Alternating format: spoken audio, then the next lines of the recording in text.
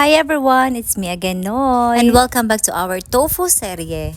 Para maiba naman, wag naman tayo puro prito. Magsabaw-sabaw din tayo pag may time. Well, actually, parang sisipunin lang kasi ako today. Kaya naisip ko na magsabaw. At syempre, wag nating kakalimutan ang tofu at repolyo. Dahil sunod-sunod nga yung puyat ko, medyo sumama yung pakiramdam ko. So for today's brunch, ay magsusup tayo. It's 11 o'clock in the morning and ngayong 2 p.m. ang libing ng lola ko.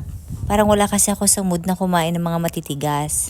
So I've decided na mag-soup lang ako for today. Actually hanggang hapon hindi ako nagutom guys. Nakakabusog din pala ang ganitong pagkain.